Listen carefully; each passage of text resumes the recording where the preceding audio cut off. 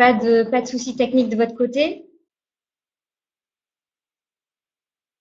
Ok. Bon, ça a l'air de rouler donc. J'attends encore un petit peu pour avoir toutes les confirmations.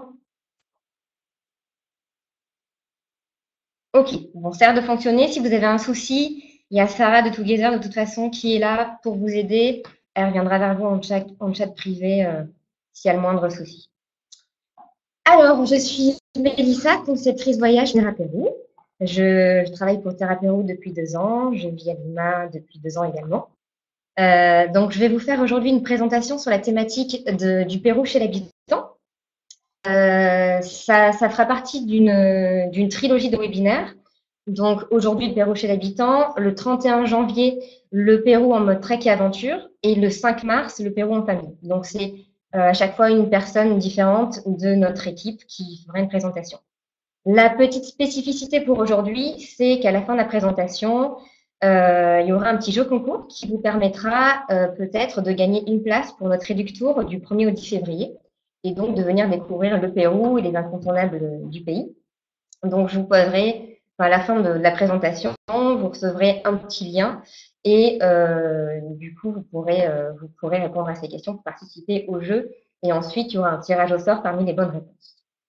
Alors, je vais faire une présentation rapide de Terrapérou. J'ai vu que certains d'entre vous connaissaient, pas tous, donc petite présentation. Donc, nous, on est une agence restive, on est ici au Pérou depuis 17 ans, ce qui nous permet quand même de nous positionner en expert de la destination. On est vraiment, le cœur de notre activité, c'est le sur-mesure, l'expérience. Et on a en fait 14 personnes dans l'équipe. Certaines personnes pour la partie commerciale ici à Lima et la partie logistique du côté de Cusco. On est membre donc du groupe, de Terra Group, qui est un groupe d'agences réceptives un petit peu partout dans le monde. Si vous voulez en savoir un petit peu plus, je vous laisse ici notre site web. Donc, je vais faire la présentation en 2 parties. J'ai vu que certains d'entre vous connaissiez déjà un petit peu le Pérou, soit parce que vous êtes venus, soit parce que vous avez suivi une formation, mais pas tous. Donc, pour les novices, je vais faire une petite introduction sur les basiques un petit peu à savoir pour proposer un voyage au Pérou. Et ensuite, je rentrerai dans les détails pour la partie le Pérou chez l'habitant en pratique d'aujourd'hui. Donc, rapidement, pour l'essentiel à savoir sur le Pérou. Quand venir? La meilleure saison au niveau du climat, c'est de mai à octobre, puisque c'est la saison sèche dans les Andes et que c'est dans les Andes que va se passer l'essentiel du voyage. Saison des pluies, décembre à avril. Ça veut dire que, oui, les voyageurs vont avoir un petit peu de pluie, il faut les prévenir. Ça ne veut pas dire que le séjour n'est pas possible. Il ne peut pas toute la journée non-stop, donc le voyage est possible aussi, et il y a un petit peu moins de monde dans le pays, donc c'est pas désagréable non plus. Le budget, il faut prévoir un budget minimum de 150 à 200 $ par jour quand on est sur des hôtels donc 2-3 étoiles pour un voyage simple minimum. Avec qui les voyageurs vont voyager, qui va les accompagner, des guides francophones en service privé la plupart du temps. On peut prévoir du regroupé éventuellement pour baisser le budget, mais sinon en général, ça va être des guides francophones en privé. Pour les hébergements, on est assez gâté au Pérou. On a un large choix d'hôtels. Ça va du 2 étoiles, confort simple, jusqu'aux 5 étoiles luxe. Donc, de ce côté-là, on est bien gâté. Possibilité, bien sûr, de dormir chez l'habitant, mais ça, je vais y revenir un petit peu plus tard dans la présentation. Comment on voyage au Pérou? Les distances sont longues au Pérou, c'est un grand pays, donc on ne peut pas tout faire en transport terrestre. Il y aura forcément un vol ou deux à prévoir. Les compagnies aériennes sont sûres, pas de souci de ce côté-là, même si elles ont parfois quelques retards. Et on a également un réseau de bus très confortable entre certaines villes dans le pays. Dernière chose, les voyageurs vont sûrement vous parler de l'altitude. Si vous n'en parlez pas, c'est de toute façon un sujet que vous devrez aborder avec eux, c'est important, puisque le voyage ici au Pérou, il va se passer à 3000-3600 mètres d'altitude à peu près, la majorité l'essentiel du séjour. Donc, c'est quand même pas anodin. Il y aura sûrement au début du séjour des petits symptômes, petites nausées, mal de tête, Bien sûr, nos guides sont là pour accompagner les voyageurs. Et surtout, nous, on va organiser les voyages pour faire en sorte que les voyageurs s'acclimatent petit à petit et montent doucement en altitude. Du coup, ça se passe en général bien. Les premiers jours, quelques petits symptômes, et puis après, ça se passe mieux. Des choses graves de type œdème pulmonaire, ça arrive extrêmement rarement. On n'a pas en général de gros problèmes sur l'éthique. Petit détail, je vous propose de me poser vos questions à la fin de la présentation pour que ce soit un petit peu plus fluide. Comme ça, je vous fais toute ma présentation et après, si vous avez des doutes, des questions, on passera 10-15 minutes ou plus si nécessaire à répondre. Voilà. Donc, du coup, je reviens sur la partie acclimatation. Donc, c'est important pour nous d'organiser un voyage qui va permettre aux voyageurs de monter en altitude petit à petit. Et du coup, voici le circuit classique qu'on va proposer. Donc, le circuit classique que font la plupart des voyageurs venant ici. Arriver à Lima, bien sûr. Ensuite, ils vont aller sur la partie côte Pacifique où ils vont aller visiter donc Paracas avec les îles Ballestas où ils vont voir la faune aquatique, la réserve de Paracas, très belle avec des falaises qui tombent dans l'océan. Le survol des lignes de Nazca qui va se faire à ce moment-là également. Ensuite, Arequipa. Alors, du coup, la côte Pacifique, c'est une partie qui est optionnelle. On peut éventuellement passer de Lima à Arequipa avec un vol directement. Donc, Arequipa, ville coloniale, très belle ville blanche où il fait bon se balader, flâner. Il y a aussi une bonne partie historique. Le couvent Santa Catalina, pardon, c'est un des principaux spots de la ville. Donc, très belle visite aussi, riche en histoire. Beaucoup de choses à découvrir. Ensuite, à 4 heures d'Arequipa, on a la région du Colca. Donc là, on change de décor, on est dans des décors de montagne, de terrasse inca, c'est très beau. C'est là aussi où les voyageurs vont avoir les fameux condors du Pérou. Donc on est vraiment sur le côté nature, paysage. On va ensuite du côté du lac Titicaca. Donc là, ça va être rencontre avec les communautés. Donc voilà, première rencontre en général avec les habitants. Magnifique paysage, bien sûr le lac est incontournable pour la plupart des voyageurs. Cusco et sa région ensuite. Donc là, Cusco, on rentre vraiment dans l'histoire des Incas, découverte de cette ville magnifique, très riche en histoire également, avec des guides passionnés et passionnants en général, donc qui nous font vraiment rentrer dans cette histoire-là. La région de Cusco, avec la vallée sacrée. Donc là, on repart sur des paysages de montagne magnifiques, des sites archéologiques, rencontre aussi avec les habitants, des petits marchés, des très beaux marchés. Donc c'est vraiment un mix de beaucoup de choses à ce moment-là. Et bien sûr, on finit avec le clou du spectacle, celui que tout le monde attend, le Machu Picchu, bien sûr, avant de rentrer à Lima. Donc ça, c'est le circuit classique. Donc, le circuit classique, il est ici, dans la partie sud du Pérou. C'est dans la partie sud du Pérou que se trouvent vraiment les incontournables. Ensuite, pour soit les voyageurs qui ont plus de temps, soit ceux qui veulent aller s'éloigner un petit peu du circuit touristique classique, on a bien sûr d'autres propositions. On a la partie que je vais appeler nord archéologique. Donc, le nord archéologique, ça va permettre aux voyageurs d'aller dans le nord, qui est vraiment des sentiers battus avec peu de touristes, découvrir des sites archéologiques, des civilisations pré-Inca.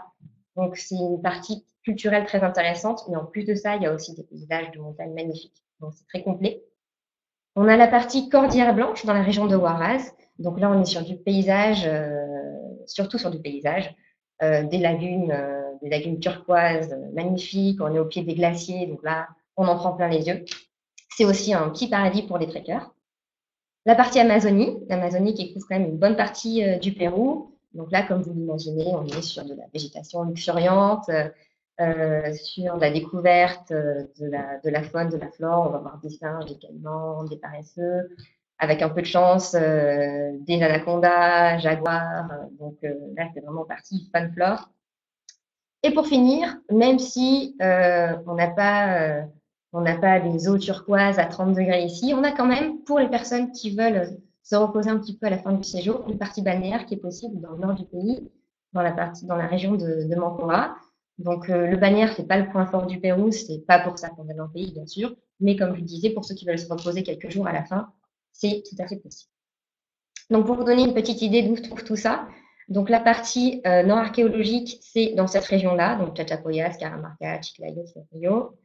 La partie Amazonie, ça va être soit dans le nord, ici, du côté d'Iquitos, un peu plus hors des sentiers battus, et soit la région Puerto Maldonado, ici, un petit peu plus touristique, un petit peu plus confort. La région de Huaraz, ici, donc Cordillère Blanche, Cordillère Noire, avec les beaux paysages de lagunes, de glaciers. Et ici, tout au nord, pour la partie un petit peu plus balnéaire avec les belles beaches. Donc, on va rentrer maintenant dans le vif du sujet. Donc, le Pérou chez l'habitant. Alors, le Pérou, c'est bien sûr le Machu Picchu, le lac Titicaca, tout le monde connaît. Mais dans l'imaginaire collectif et dans la réalité, le Pérou, c'est aussi ça. C'est-à-dire une mosaïque de couleurs, de personnes, de cultures, Quechua, Aymara. Les voyageurs, c'est aussi ça qu'ils viennent chercher au Pérou. C'est aller à la rencontre de ces gens, des traditions. Et c'est pour ça que c'est quelque chose d'important, cette partie-là.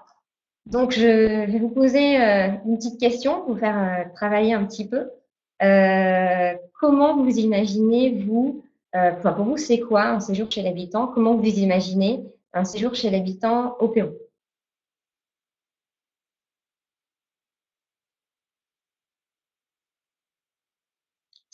Routes, beaucoup de partage. J'attends quelques réponses et je partirai après dans les commentaires. Alors, routes, cuisine locale, des paysans avec des échanges, hébergement très rudimentaire. Alors, oui, routes, hébergement très rudimentaire. Je vais vous donner quelques exemples après. Vous allez voir que c'est vrai, mais pas toujours. Le confort est sommaire, comme vous allez le voir, mais c'est pas forcément on va pas forcément dormir par terre. On a plusieurs, on va dire, degrés de confort. Participer à la vie locale, oui. Cuisine locale, bien sûr, la gastronomie au Pérou, on va le voir, c'est quelque chose de très important. Le partager des repas, aide à la préparation, oui, c'est des choses qu'on va faire aussi. La cuisine, ça revient beaucoup. Vous avez raison, le Pérou, c'est un pays où on mange très très bien. La gastronomie, c'est très très important. Je remonte un petit peu, beaucoup de partage. Oui, c'est le but, bien sûr, d'aller chez l'habitant. Le partage, c'est vraiment des moments authentiques où on va échanger avec les habitants, voir comment ils vivre comme eux aussi. Des paysans, bien sûr, quand on voit cette mosaïque, forcément, c'est des paysans. Pas folklorique. J'imagine que Stéphane, tu veux dire pas folklorique, c'est-à-dire authentique. Je pense que c'est ce que tu veux dire. Et oui, c'est vrai aussi, on va vraiment aller à la rencontre de. On est hors des sentiers battus, donc on n'est pas sur les circuits classiques du tourisme. Les clients doivent-ils parler espagnol? On va y venir. On va y venir. Effectivement, je vais aborder ce sujet-là très rapidement. Des croyances, contes et légendes, oui, ils vont partager avec les habitants effectivement la partie histoire du pays, les croyances des communautés, pas seulement, mais bien sûr aussi. Oui, qui fait pas piège à touristes, c'est effectivement l'objectif et c'est vrai, c'est ce qu'on essaie de proposer à nos voyageurs. Donc vous avez raison en fait. Dans tout ce que vous dites, c'est un mélange vraiment de tout ça, ce qu'on va proposer ici un séjour chez l'habitant au Pérou. Euh, Ce que je veux aussi vous préciser, c'est que dans les exemples que je vais vous présenter, c'est des endroits qu'on connaît. Nous, on y va régulièrement déjà pour voir si les prestations sont toujours de bonne qualité. Et on essaie aussi toujours de se renouveler. C'est-à-dire qu'il y a des expériences là que je vais vous présenter qu'on propose depuis longtemps, d'autres qu'on vient juste de mettre en place. Donc, on essaie toujours de se renouveler pour proposer toujours de nouvelles expériences aux voyageurs. C'est aussi quelque chose qui est très important pour notre agence ici. Cher, c'est un point sur lequel on va revenir aussi. Effectivement, le séjour chez l'habitant, c'est pas forcément pour les petits budgets.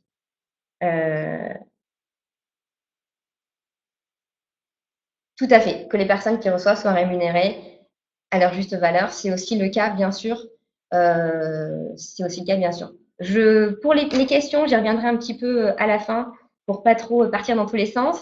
Et donc, je vais vous expliquer donc un peu plus précisément ce que c'est pour nous ici un séjour chez l'habitant. Donc d'abord, un séjour chez l'habitant, à qui le proposer?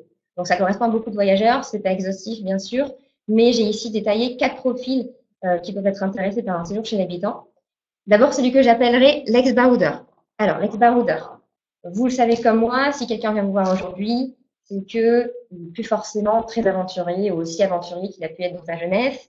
Il a un peu rangé le sac à dos, il a envie d'un peu plus de confort, il a envie qu'on organise un petit peu les choses pour lui. Malgré tout, une personne qui a été un peu baroudeur va toujours avoir envie quand même d'aller à la rencontre des gens, des expériences vraiment authentiques, de sortir un petit peu de ce que tout le monde peut faire. Donc ça peut être un profil intéressant. La famille, donc ça c'est également un profil qui peut être intéressé par ce type de séjour. Pourquoi? Parce que déjà il y a le côté ludique des activités. Quand on rencontre une famille péruvienne, on va, comme on vient de le dire, peut-être préparer un repas, partager des moments. C'est aussi, il y a souvent des enfants dans les familles, donc ce partage-là peut être intéressant. C'est aussi intéressant d'aller voir comment vit une famille à l'autre bout du monde, d'aller partager un moment avec eux. Donc c'est aussi un profil qui peut être intéressé par ce type de séjour. Celui que j'appellerais l'amateur d'authenticité, donc lui, vous le repérez dans les premières minutes lors de vos échanges. C'est celui qui va vous parler directement, avant de vous parler du Machu Picchu ou du lac Titicaca, justement, des habitants, des locaux, des rencontres, d'aller parler avec les gens, des petits marchés. Donc, on a beaucoup de voyageurs quand même qui sont comme ça, donc c'est un profil important. Et dernier profil, un peu plus rare, mais qui existe quand même, celui que j'appellerais le VIP aventurier. Le VIP aventurier, il va être sur des hôtels 4-5 étoiles pendant tout son séjour. Il est à la recherche de confort, voire de luxe. Mais pour une ou deux nuits, il est prêt à mettre un petit peu ce confort de côté pour aller voir vraiment comment les gens vivent dans le pays et vivre une expérience vraiment enrichissante. Donc c'est aussi un profil intéressant. Un séjour chez l'habitant, où et comment? Donc, j'ai vu dans vos réponses le côté roots. On pense beaucoup chez l'habitant, un peu retiré, dans les petits villages. C'est vrai. C'est vrai, beaucoup de nos expériences sont dans les petits villages, mais pas seulement. On peut aussi aller chez l'habitant à Lima, à Arequipa, Cusco, dans les grandes villes. Et là, forcément, on va rencontrer des gens plus modernes qui vont avoir des vies finalement qui ressemblent un petit peu, dans les façons de vivre, à nos vies en Europe. Et puis après, on a la partie communauté. Là, on va aller dans des petits villages plus retirés, où là, bien sûr, le côté tradition est plus important. Donc, pour ce qui se passe dans les grandes villes, notamment, pas seulement, mais notamment, on a un réseau de maisons d'hôtes qui s'appelle Casas del Perú, avec qui nous travaillons. Et là, du coup, on est quand même sur des normes de confort établies. C'est-à-dire que pour entrer dans ce réseau, les les habitants vont devoir avoir un logement qui répond à certaines règles de confort. Donc justement, pas, pas trop sommaire. En revanche, quand on va aller du coup dans les communautés, sur des hébergements qui vont être gérés par les communautés, là, on va être sur des hébergements qui sont un peu plus intermédiaires, voire basiques. Un séjour chez l'habitant, pourquoi faire? Alors, vous allez voir là aussi qu'en fonction des endroits où les voyageurs vont aller dans le pays, ils vont faire des choses très différentes. Quelques petits exemples d'activités qu'on peut proposer. Donc, encore une fois, c'est pas exhaustif, mais c'est pour vous donner une première idée. Donc, des activités, comme vous l'avez dit, autour de la gastronomie. Bien sûr, le Pérou, une gastronomie très riche. Donc, les voyageurs vont aller au marché avec les habitants, acheter les ingrédients, préparer les repas, découvrir vraiment la cuisine traditionnelle. Le travail avec les communautés. Donc, travailler avec les communautés, c'est aller dans les champs avec eux, pêcher. Bien sûr, on ne va pas forcer les voyageurs à aller passer une journée entière sous un soleil de plomb à cueillir les pommes de terre. C'est vraiment tout à fait, c'est en fonction de ce qu'ils souhaitent faire eux. Soit ils vont aller une demi-heure dans les champs pour aider un petit peu, soit ils vont passer plus de temps, c'est en fonction bien sûr de ce qu'ils souhaitent faire. Les activités sportives. Donc là, on peut faire notamment pas mal de treks, de randonnées avec les communautés pour découvrir de beaux paysages. Et la partie artisanat, puisque chaque région a un artisanat bien particulier. Et du coup, c'est aussi partir à la découverte de cette facette-là quand on va chez l'habitant.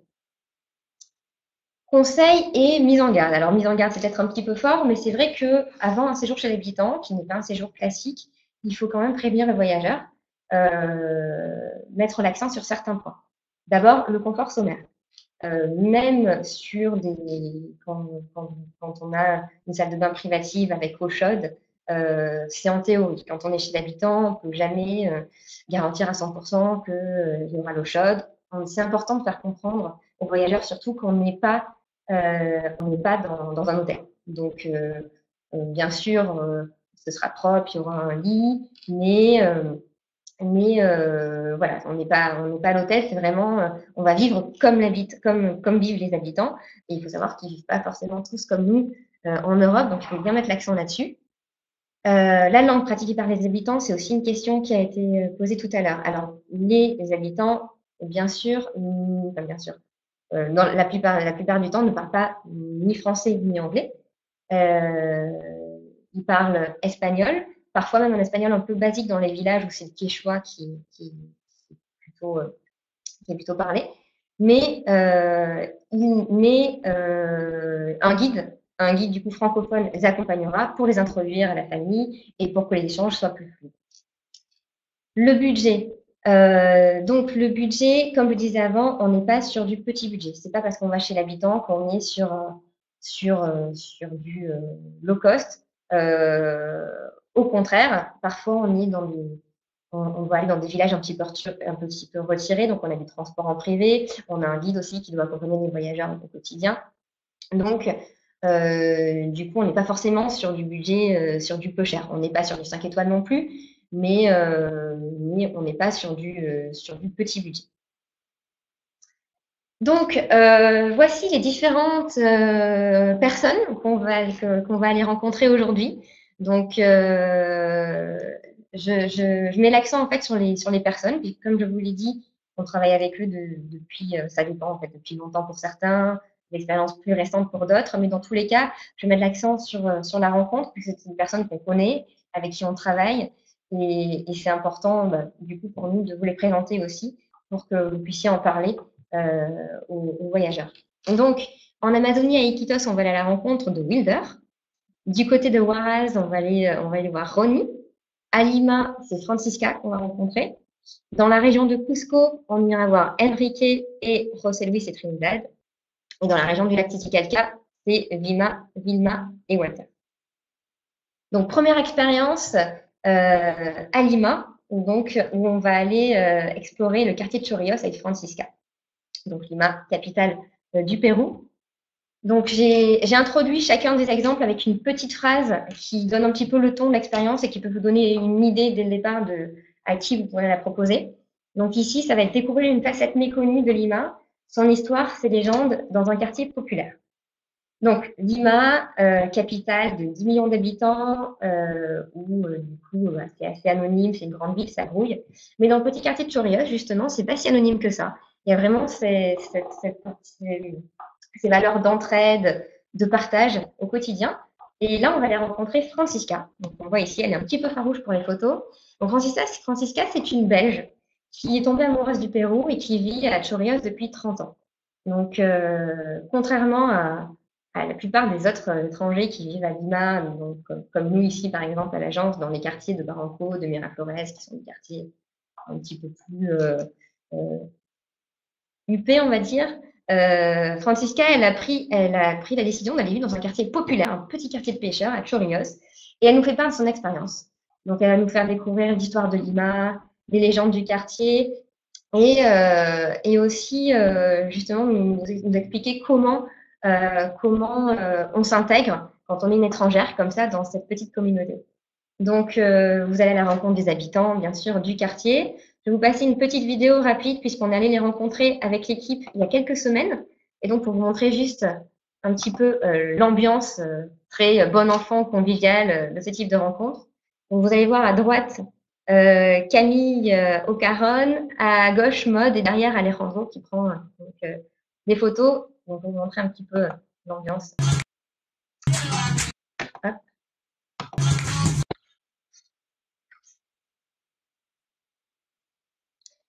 Alors, je ne sais pas si ça fonctionne pour vous. Voilà.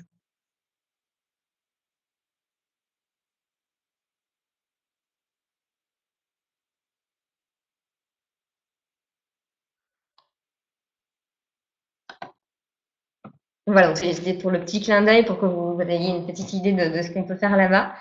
Donc, pour rentrer dans le détail de cette expérience-là, à Chorrillos, qu'est-ce qu'on va faire? Ça n'a pas marché. Pas de vidéo. Ok, bon, c'est pas très grave, on vous l'enverra après. C'est, ouais, on vous la mettra dans le mail, comme dit Sarah. C'était juste pour montrer une petite ambiance. C'est pas très, très important. Euh, du coup, à Chorrillos, les voyageurs vont visiter le port, le petit marché de Chorrillos. Ils vont se balader dans le quartier, avoir une très belle vue sur Lima, préparer le ceviche avec les habitants et le déguster du coup avec un petit moment convivial où ils peuvent danser, jouer de la musique avec les habitants. C'est un moment convivial agréable. Ensuite, on continue, on va dans la région de Cusco. Donc là, on est sur le circuit donc classique dans le sud du Pérou avec les plantations de café d'Enrique. Donc voilà, dans la région de Cusco. Donc ici, la thématique, c'est se ressourcer en randonnant dans des décors sublimes et en découvrant les produits du terroir andin. Donc là, on va dans la vallée de Lukmabamba, partir à la rencontre d'Enrique et des commerçants du village, comme par exemple ici René que vous voyez. Donc, ce qu'il faut savoir, c'est que dans ce village, il y a l'ONG CARE donc, qui a monté un projet il y a quelques temps pour aller justement aider les habitants, notamment les femmes, à développer leurs activités, à leur montrer comment commercialiser justement leur culture. Et donc là, les voyageurs vont vraiment à leur rencontre pour savoir comment se passe un petit peu cette organisation. C'est un endroit qui n'est pas du tout touristique, donc les échanges sont vraiment très authentiques avec les habitants. Et en plus de ça, les paysages de cet endroit-là sont magiques. On propose aussi une marche justement pour découvrir tous ces paysages le dernier jour. Donc c'est sublime. L'expérience. Donc là, on va passer une nuit chez l'habitant, à Nuka.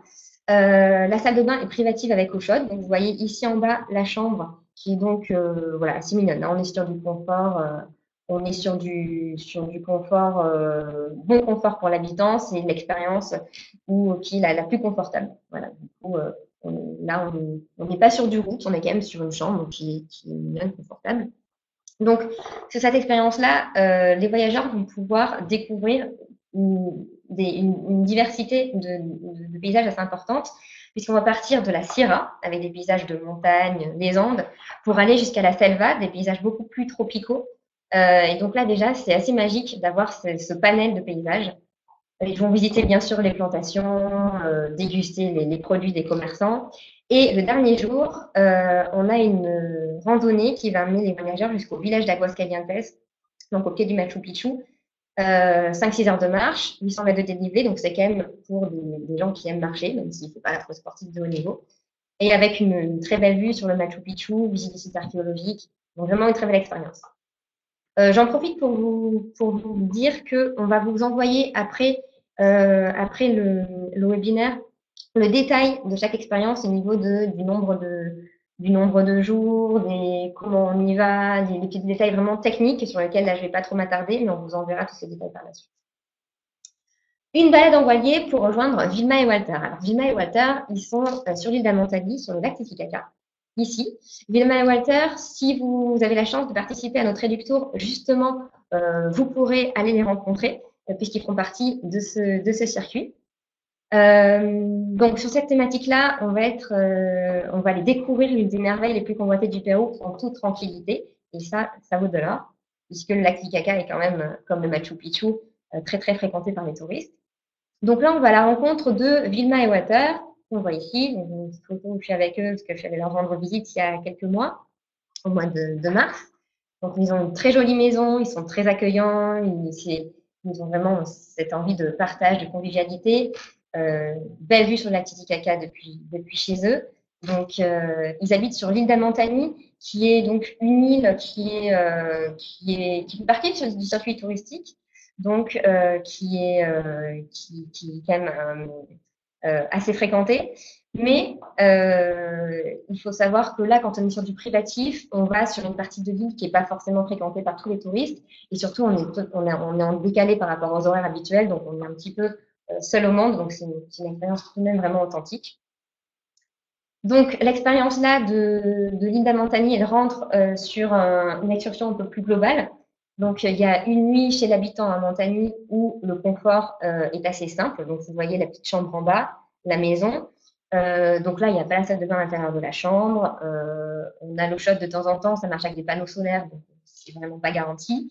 C'est mignon, c'est propre, c'est décoré avec l'artisanat local, mais, euh, mais ça reste un confort plus basique que l'expérience précédente. Donc là, on va commencer par la péninsule de Cappachica. On va aller du côté de Liachon. On va faire une marche entre Liachon et Kotos. Là, c'est le paysage que vous pouvez voir en bas. Ce sont des paysages magnifiques. Là, on est totalement en dehors du circuit traditionnel qu'on va faire sur la Titicaca. Donc, c'est un problème qui aime un petit peu marché. C'est vraiment magique. Après, on va visiter un atelier de broderie un peu plus classique. On va faire une balade en petit voilier, donc vers l'île d'Amantani, voilier local. Hein, n'imaginez pas le grand voilier qu'il faut avoir en Europe. Et on va visiter l'île d'Amantani, puis de Taquil. Donc là, les 3 premières expériences que je vous ai présentées, c'était vraiment dans le circuit classique du sud du Pérou. Maintenant, on va partir sur les régions qu'on va pas forcément trouver dans tous les circuits. Là, on part en Amazonie, dans la jungle avec Wilder. Donc là, du côté d'Iquitos, au nord du pays. Donc là, on va partager un quotidien atypique et mettre de côté le confort de la civilisation pour se retrouver l'espace de quelques jours. Alors là, on est sur une expérience totalement différente. On va dans la région d'Iquitos. On est à 7 heures de bateau d'Iquitos, donc dans une communauté, la communauté de Canaan. Et on va aller rencontrer Wilder. Wilder, c'est un passionné de l'Amazonie, c'est un passionné de la faune, de la flore. Il a vraiment conscience aussi de la fragilité justement de tout ça. Donc, il a vraiment à cœur de partager ça avec les voyageurs. C'est vraiment une passion très forte et en général, les voyageurs sortent un peu de l'expérience un peu changée. Il faut savoir que là, on est sur une expérience, justement, là, on peut employer le mot route. Euh, les voyageurs vont dormir dans des cabanes en bois, il n'y a pas l'eau courante, donc on est vraiment sur une expérience qu'on ne peut pas proposer à tout le monde. Bon, avec des enfants en bas âge, c'est pas possible. Pour des personnes vraiment âgées, c'est pas possible. Pour des personnes qui veulent un peu leur confort, c'est pas possible. On est vraiment sur des personnes qui sont prêtes à une vraie expérience et à tenter une aventure un peu particulière. Donc là, il y a plusieurs types d'activités, partager des moments avec les communautés, la pêche, navigation sur le fleuve en péké-péké, c'est des petits canoës à moteur. Après, ça se fait un petit peu sur le moment. Il y a des propositions d'activités. Les voyageurs peuvent un petit peu choisir en fonction de leur centre d'intérêt. Pour finir, la dernière rencontre, c'est avec Roni, dans un petit village de montagne dans la région de Huaraz, donc ici. Donc Roni, donc là, c'est des moments privilégiés et ludiques à vivre en famille. Pas seulement, mais c'est vrai que ça se prête bien à une expérience familiale.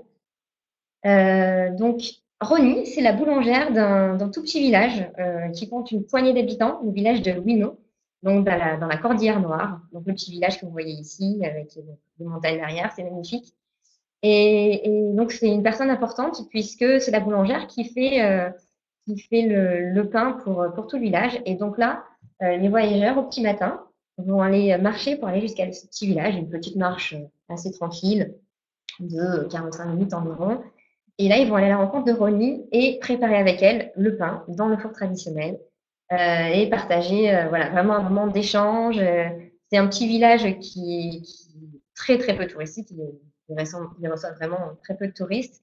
Donc, c'est vraiment un moment authentique de partage. Et après, vous dégustez le petit déjeuner, un petit déjeuner gargantuesque avec elle. Donc, c'est assez magique. Bien sûr, c'est une expérience qui entre aussi dans une expérience un peu plus globale. Vous passez une nuit chez l'habitant à Mato, qui est un petit village, donc juste en bas du village de Wino. Le confort est simple. La salle de bain, on n'est pas à l'intérieur de la chambre, il n'y a pas toujours l'eau chaude. Là, vous avez la maison. Euh, Vous pouvez bien sûr découvrir en même temps, bien sûr, vous pouvez découvrir le Canyon del Pato, qui est pas très loin du village de Mato. Bien sûr, on peut aussi coupler cette expérience-là avec les visites justement dont je parlais avant, aller voir les magnifiques lagunes, les glaciers dans la région de Huaraz. Et sinon, pour l'expérience là communautaire, vous allez donc visiter les plantations avec la famille, nourrir les animaux, marcher jusqu'au petit village de Huino et du coup concevoir le pain. Il y a aussi la dégustation d'une pachamanca, qui est un plat traditionnel des Andes, pardon. C'est un plat typique en fait où on cuisine avec un four en pierre qu'on va construire à même la terre. Et donc c'est très intéressant de voir comment c'est fait. Voilà, donc on arrive à la conclusion. Un séjour chez l'habitant, au final, c'est des activités insolites et authentiques qu'on peut proposer à peu près dans tout le pays. On en a un petit peu pour tous les types de voyageurs. Le budget est raisonnable, mais pas pour les petits budgets non plus, comme je l'ai dit tout à l'heure. Pour les voyageurs, c'est vraiment découvrir un autre Pérou que celui qu'on a l'habitude d'imaginer. Et pour vous, agent de voyage, c'est aussi l'occasion de raconter une belle histoire à vos clients, de pas forcément rentrer sur le Pérou en parlant des sites archéologiques du Machu Picchu, mais de raconter vraiment des histoires, les personnes que les voyageurs vont rencontrer là-bas. C'est aussi une belle façon pour vous de vendre cette destination. Voilà, bah j'ai fini pour moi. Donc, comme je vous le disais, on va vous envoyer tout à l'heure un jeu concours, enfin des questions auxquelles vous pouvez participer sur la présentation que je viens de faire. Et donc, il y aura un tirage au sort parmi les bonnes réponses pour gagner donc une place pour notre Réductour qui aura lieu au mois de février, qui vous permettra donc de, de, euh, de découvrir les incontournables du Pérou, éventuellement de redécouvrir pour ceux qui connaissent déjà et d'aller à la rencontre de Jimmy Walter que je vous ai présenté. Donc, vous avez ici le site pour aller voir un petit peu plus en détail ce qu'on peut faire. Et donc, vous pouvez du coup cliquer ici pour aller directement sur notre site. Et maintenant, je vais répondre à vos questions. Alors, est-ce qu'il y en a eu des questions un petit peu avant? Avez-vous le programme type sur le site de Terra? Alors, on n'a pas vraiment de programme type puisque c'est souvent des modules qu'on va proposer en fonction des intérêts des voyageurs. Rares sont les voyageurs quand même qui nous, même si c'est tout à fait faisable, qui nous demandent un circuit chez l'habitant de A à Z. On va quand même construire un circuit qui n'est pas encore sur notre site, mais qui va l'être bientôt, du coup qui sera vraiment chez l'habitant de A à Z. Mais sinon, c'est souvent plutôt des modules qu'on va utiliser, 2-3 modules qu'on va proposer en fonction des centres d'intérêt des voyageurs.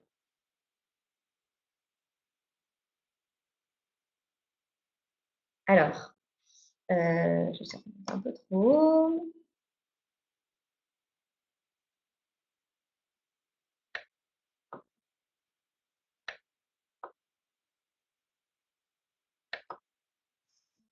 Alors, je vais regarder s'il y a d'autres questions.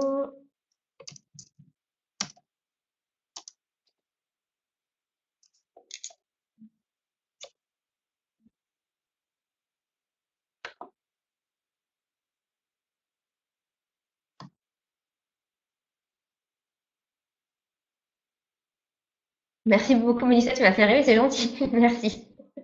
Mais le Pérou est un beau pays qui fait rêver. Il y a beaucoup aussi de légendes. Effectivement, je ne suis pas trop revenue sur ce point-là, mais il y a beaucoup de choses magiques avec justement l'héritage des Incas et c'est vraiment un pays qui fait rêver.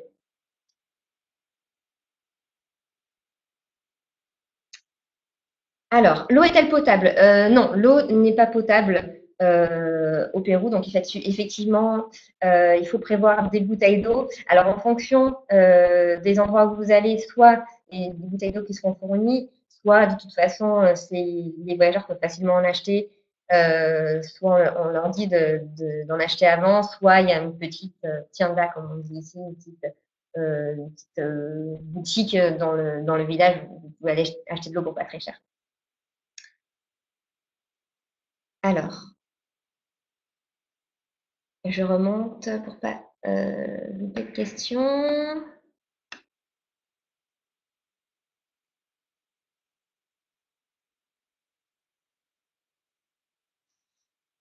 Sur combien de jours en moyenne? Donc, on vous enverra le détail justement avec des fiches techniques pour savoir combien de jours pour chaque expérience. Ça varie. Ça va par exemple pour Lima de une demi-journée à l'expérience à Lucumabamba dans la région de Cusco, on va être sur 3 jours. En Amazonie, ça peut être 4-5 jours. Voilà, l'Amazonie, 4-5 jours, c'est le maximum sur ces expériences-là. En général, c'est plutôt sur du 1 ou 2 nuits.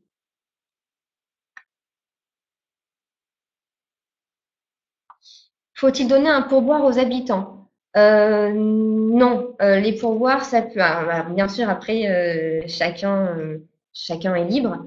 Les pourboires, c'est plutôt, on va les donner plutôt aux chauffeurs, aux guides, aux habitants. Si on veut participer, souvent, on peut acheter.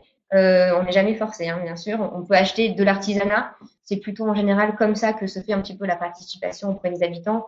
Euh, on donne rarement directement des pourboires vraiment aux habitants.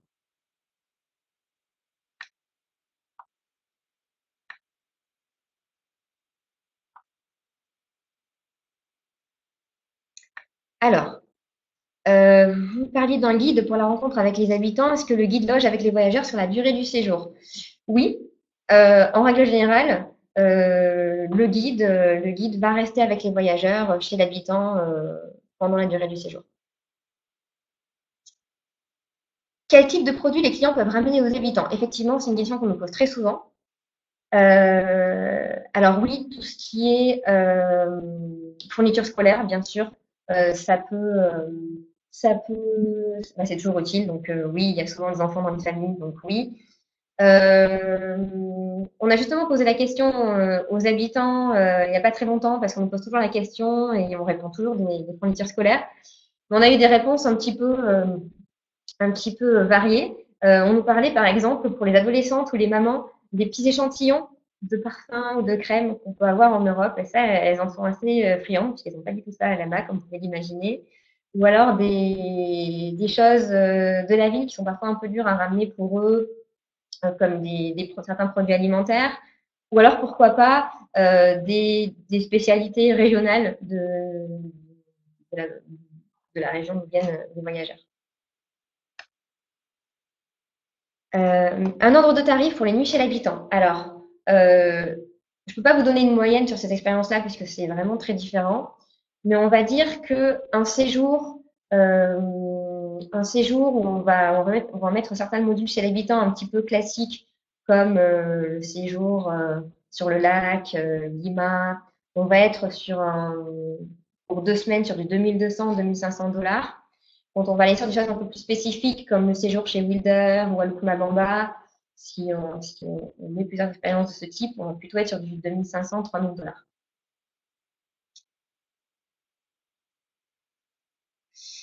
$. Concernant le séjour dans la jungle, à partir de quel âge les enfants peuvent-ils vivre cette expérience? Alors, tout dépend de la façon dont sont habitués à voyager les familles. Ils n'ont pas tous le même degré de- enfin, il y a des familles qui sont habituées à voyager de façon très très simple. Ce que je voulais dire avant, c'est que pas d'enfants en bas âge, c'est-à-dire voilà, pas de bébé, parce qu'il n'y a pas l'eau potable, donc c'est quand même voilà, on peut pas pour changer un enfant, s'occuper d'un enfant vraiment très très jeune, c'est pas possible. Après, sur 4 jours, euh, des enfants, je pense, un petit peu plus grands, à partir de 7-8 ans, c'est tout à fait possible s'ils sont habitués à voyager de cette façon-là. Alors, les codes à connaître, comme ils sont, en règle générale, accompagnés par les guides, c'est vraiment eux qui vont leur parler de tout ça. Euh, Ce sont des gens qui sont. Il y a pas de choses particulières à savoir. Il faut, voilà, vous regardez comment ils vivent, respecter leur façon de faire. Mais après, s'il y a des choses particulières, le guide le dira avant, mais en général, non. Ça se fait quand même assez simplement.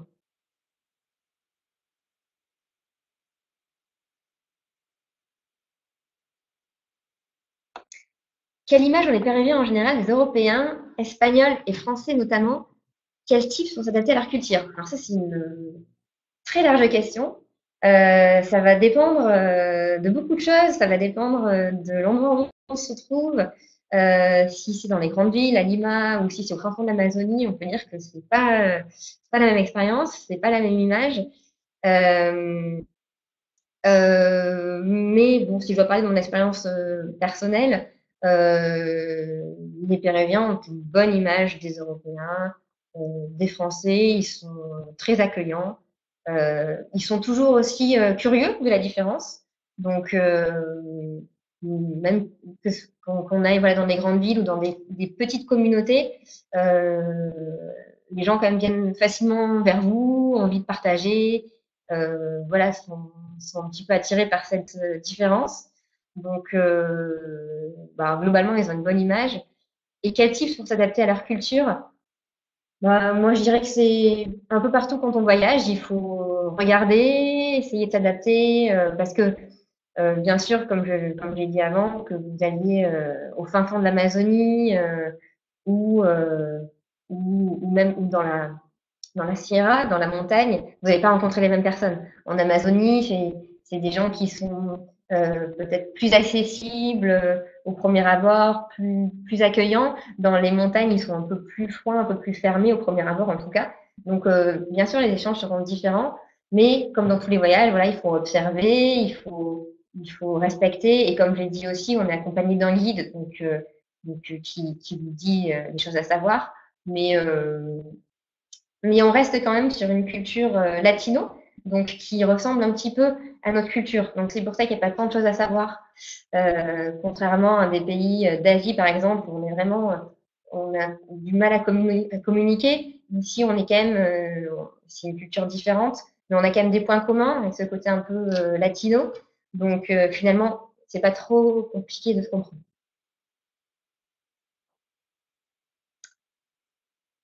Alors, est-ce qu'il y a quelques dernières questions?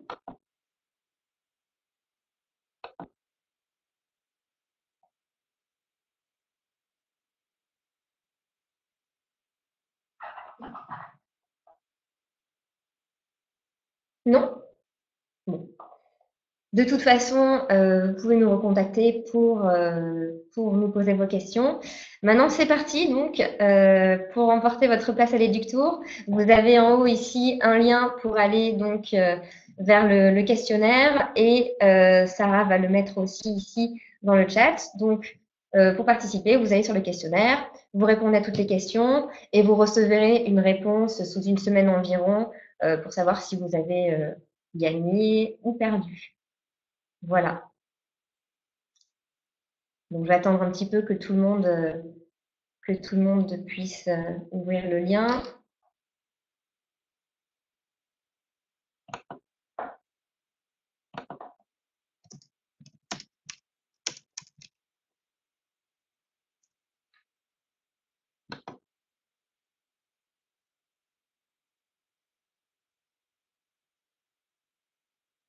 Et merci à tous, en tout cas, j'oublie les bases, du coup, merci à tous pour votre présence et d'avoir participé à ce webinaire. Merci d'être venus nombreux et merci pour votre intérêt. Voilà.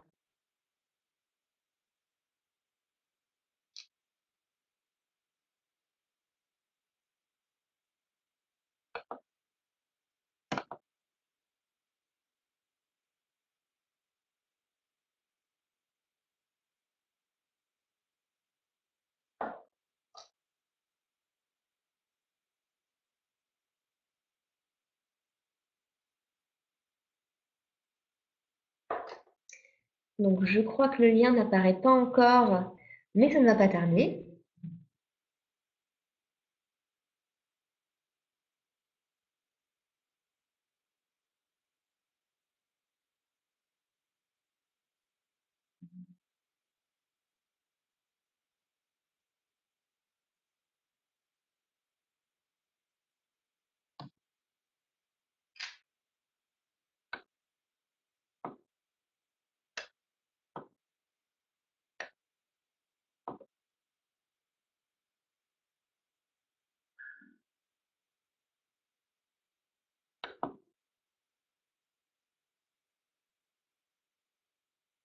Alors, c'est bon, est-ce que tout le monde a pu récupérer le lien pour le questionnaire?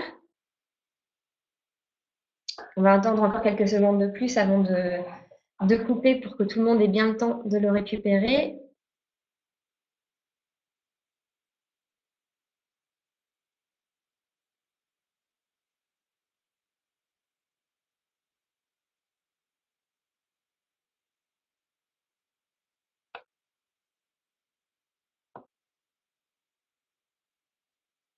Ok, bah, je crois que c'est bon. Merci beaucoup à tous encore une fois pour votre participation et à bientôt.